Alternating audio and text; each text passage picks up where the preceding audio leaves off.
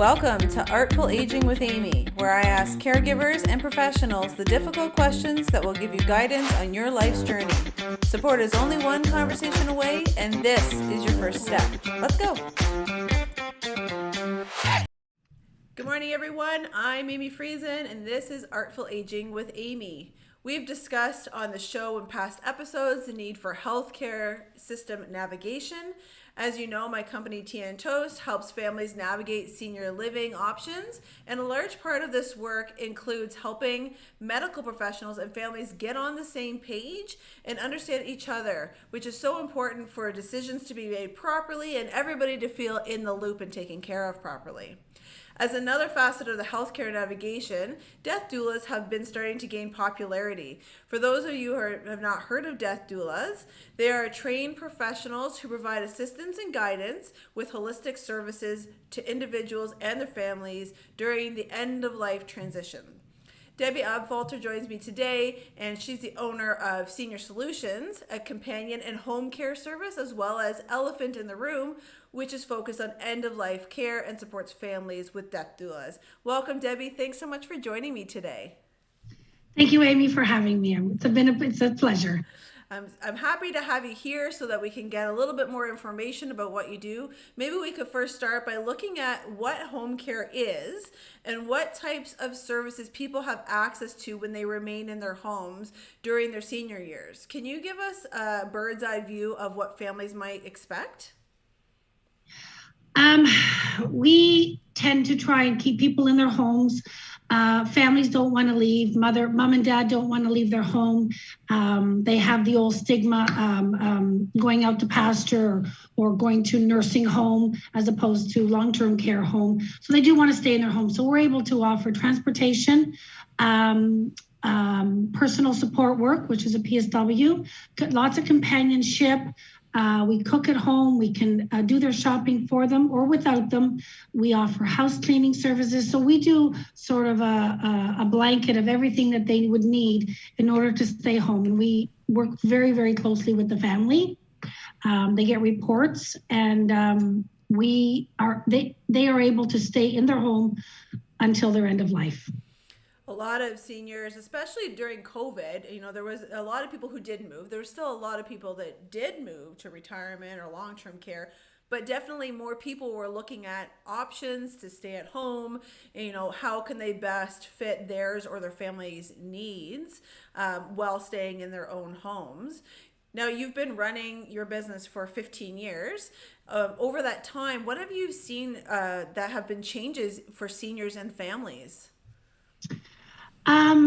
When I started the business in 2007, it was sort of to plug in a hole that I saw there was a need.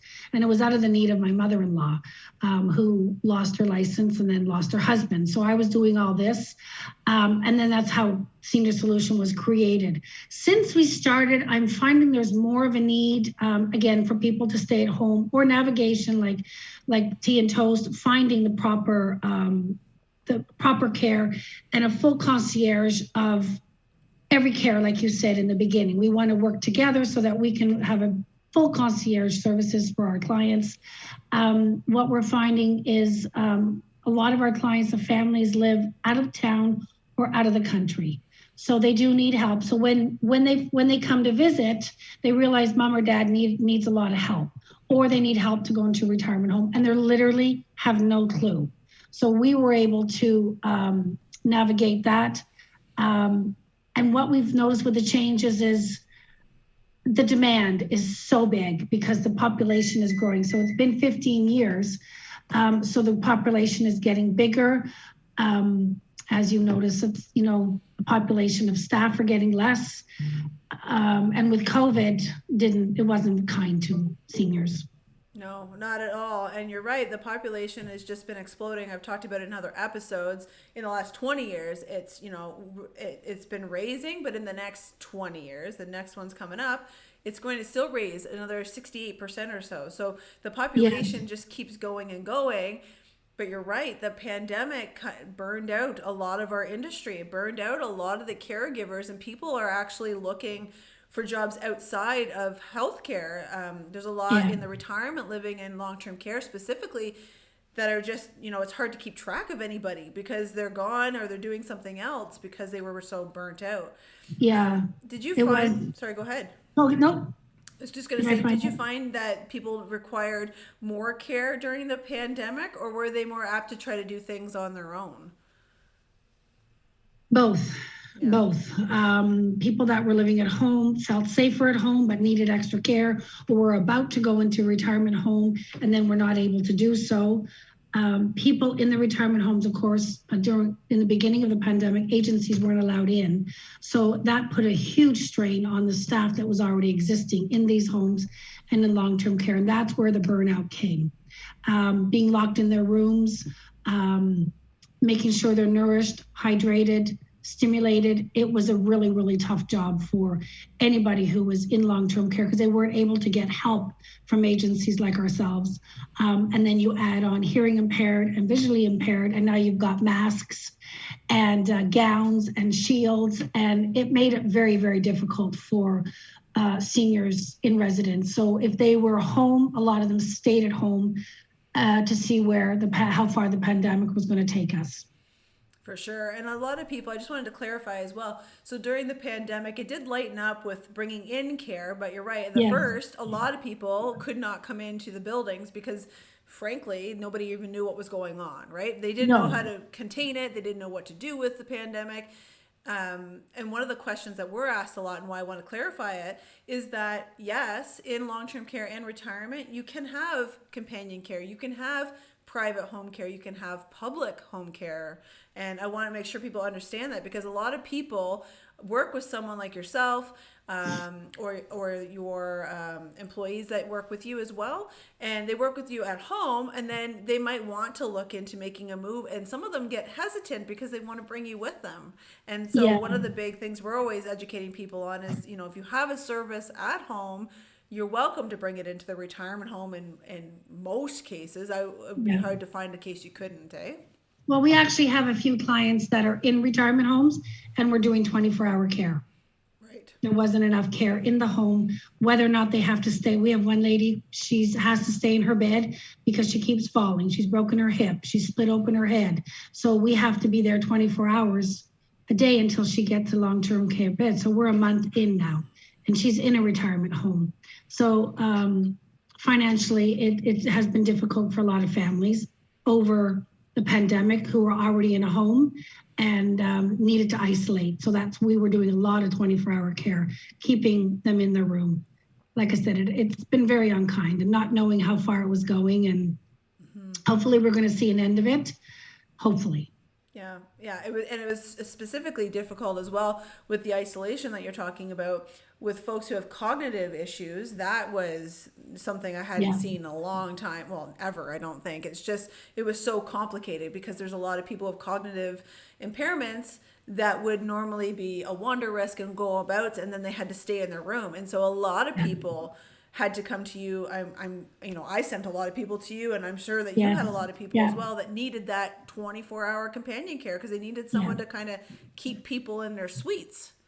And not to decline, a lot of them declined quite a bit. We've got a few clients that have declined out of loneliness. It's been tough. It's been tough. For sure. So we're doing the best we can. We do a lot of, now we're able to get back into the retirement homes. It's been over a year, well, about 18 months. So we're back in.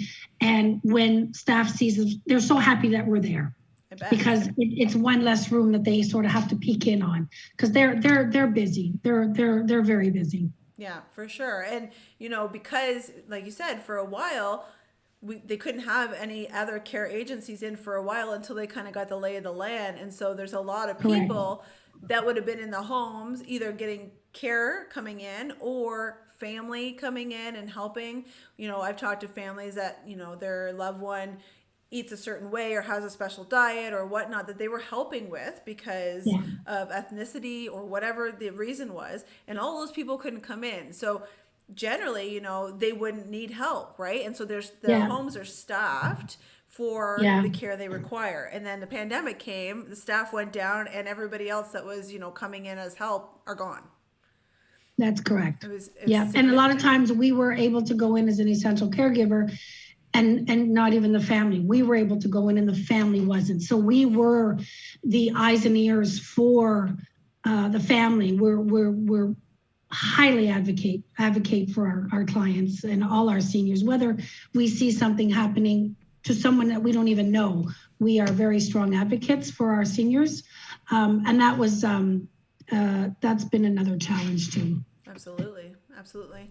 Can you tell us a little bit more about death doulas and their role with the family as well as with the medical professionals? I believe you can look at it similar to end of life coaching, kind of a midwife scenario. Is that accurate, Debbie? That's kind of when I do my research for the show. Yeah, we have about 5 on staff, and that really picked up during COVID.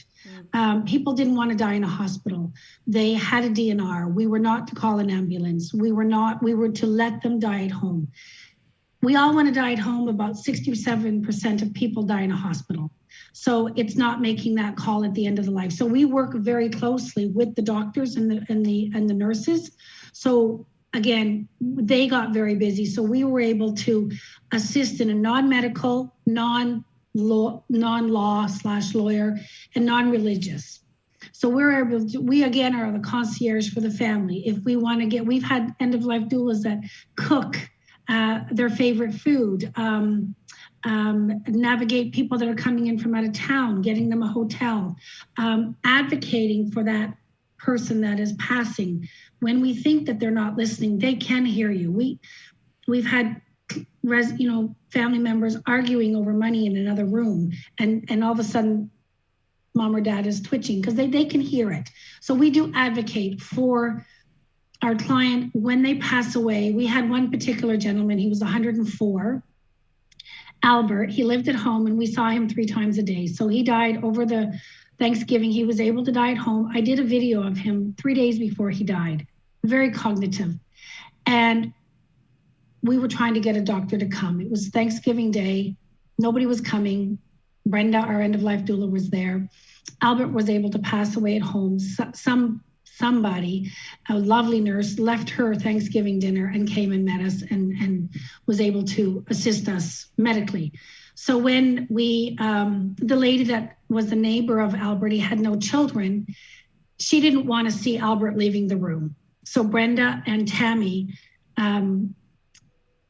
the other lady, the neighbor, she picked out the clothes, and Brenda and Tammy changed him. They washed him. They changed him. They brought in and put him on a gurney. I'm going to cry. And they were leaving him. So the coroner said, was he a veteran? And Brenda said, yes. So they draped his body over with a Canada flag. And as they were leaving the apartment, Brenda said to Susan, you have to look. You have to look. So she opened her eyes and saw him being left with dignity. And Susan said to me, that was the biggest gift that we could have given her, was for us to look after him and then allow him to be escorted with dignity. So we that's our job. That's our job. It's a gift. It's I think a lot of us are inherently end of life doulas in this business. Mm-hmm. I've had people die with me before. I just didn't have the title or the certificate to go along with it. So it takes a different kind of person to when someone dies with me, I look at it as a gift and an honor, because I believe they choose. You always hear the story where, I'm just waiting for my cousin or my daughter to come from England. And sure enough, they die within an hour after they've seen them. So I believe that they have a choice. And it is a gift to help them pass and cross over. That's beautiful, Debbie. I feel like a lot of people, I've talked about it in different shows. A lot of people don't want to talk about end of life planning. They don't want to even, bring it up. Some people feel like they're jinxing things and whatnot, but this is one of the reasons why it's so important to not only talk about it, but make efforts to make, the end of your life, the end of your loved one's life peaceful. And it doesn't have to be this medically, craziness in a hospital and things like that. Correct. You get to choose, right? And I think that is super valuable for people to understand. The other thing too is that, when I'm working with families at Tea and Toast, we're helping them figure out retirement living, we're dealing with care and things like that, and which homes fit best. And it goes a long way in my team that we can talk to the medical professionals, because they don't speak the same language as the family. The family has a lot of emotions, a lot of things going on. They don't understand the terms. And I would suggest that it would be very similar on your end as well, that, you know, there's a lot of things happening at end of life. And if medical professionals are in, you know, they're talking often like people understand everything that's happening. Correct. And they really don't. And then the other thing about it is that at end of life, there's only this much time, right? It's not like, you know, all of us maybe only have that much time, but specifically in this case, it's, you know, they only have that much time. And to have it be a frustrating and emotional experience still, you know, is troublesome to me. So having end of life doulas is fantastic. Well, we can be the liaison between the doctor, the client, and normally the person that is dying, they're okay with it. It's the family that are not okay with it. So a lot of time is hand holding the family, letting them know, you know, you can have a body, you can have your husband or your loved one with you for 3 days. That's something that most people don't know. You don't have to have that. Even in a hospital, you don't have to say goodbye to them. You have time. I was at a funeral yesterday for a client, and I did know his life quite extensively, but I realized sitting there, listening to what a wonderful human being he was, and to the max extreme, a cyclist and traveled the world. We need to ask more questions when they're alive, because I've been to funerals where I learn all about them after their death, and they've had extraordinary lives, and they do want to talk about it. And we just need to ask more questions, and let them live their youth, or this 104-year-old man, he was part of an elite Caterpillar club, jumping out of an airplane after it was disabled and pulling his parachute and living. He's part of a club. Who knew that? So there's a lot of things that, and I learned that 3 days before he died. Yeah. So I should have known that, because I've known him for 4 years. So it's interesting. It's an honor. It's an absolute honor. And that's why I named the business Elephant in the Room, because nobody wants to talk about. Yet it's the one thing that we all have in common. We're all just walking each other home. And if we look at it that way, we're all going to die. We just don't know when. So it makes me a little bit more kinder, a little more patient. And it has changed my perspective in life. Yeah, I actually cherish it a lot. It's beautiful. Absolutely. And, you know, I agree. There's not enough questions asked of people's personal experiences. And I think some people don't want to feel like they're impeding on, you know, somebody's privacy, or they don't know what questions to ask. But I can also say on the other side, what I've heard from seniors in my life and my business and things like that, is that they have the stories, they want to talk about them, but sometimes they just feel like nobody wants to hear it. Absolutely. And I think it's our job to say, yes, I want to hear it. Tell me something. Tell me about you. Even if we have to hear the same story 10 times, that's okay. Because to them, sometimes it's the first time they've told a story if they have Alzheimer's or dementia. Yeah. But it's a story and it doesn't change. The same story doesn't change. So it really is important. Absolutely. And we need to do that a little bit more. Absolutely. What types of situations do you find that families need the most assistance for, Deb? We find our number one is companionship. So when families come in, we even do that maybe with our own families. It's business. You know, we come in, here's mom, here's your shopping. Yeah, Sarah graduated, and yeah, the dog died. It tends to be more where we come in and we're a breath of fresh air. And also, it gives them something else to talk about. Oh, Debbie was here today with Diesel, and this is what, you know, Debbie was on a trip, or Debbie did this. So it gives everybody an extra chance to give them something else to talk about. But companionship is our number one. It seems to be, because a lot of our families are out of the country, and got families that haven't seen their loved ones in over 2 years because of the pandemic and are not able to travel. So it seems to be, it's also for the families when they hire us to be a companion. At the end of the day, they get a full report, and that's sent to the family. And it's good for them so that they know that mom has a companion. Take them outside, take them to the park. We take them on picnics, whatever it is that they're capable of doing. Take them to bingo, take them to something within the building. A lot of recreation in the building. We're just sitting in the garden watching people. We forget the simplicity in life. We feel like we have to constantly be doing acrobats and cartwheels to entertain them. Sometimes it's just sitting there looking at the birds and just taking a moment with each other. It's really that simple. Yeah, a lot of families, kind of like you said, it's kind of more transactional, more so for families, I find, Very much. because Yeah. maybe they do see them more often. Like, for instance, if they see them more often, that it is like, here's your groceries, here's your stuff, here, That's whatever, correct. And they know the stories already. They lived them. So right? now we're new. We're new. They get to tell their stories again. Yeah, So it's important. It's important. absolutely. Now, anyone who knows you or has been to your website or, in around, definitely wants more information on Diesel, who is the therapy companion dog. We learned in episode 21 of the importance of the important role of pet therapy and the important role it plays. Can you tell us more about Diesel and your experience with bringing him in to see clients? Because I've seen so many pictures and it's just so lovely. Just tell us more. Well, Diesel is a red Doberman. He's looking at me now. He doesn't know that he's a red Doberman.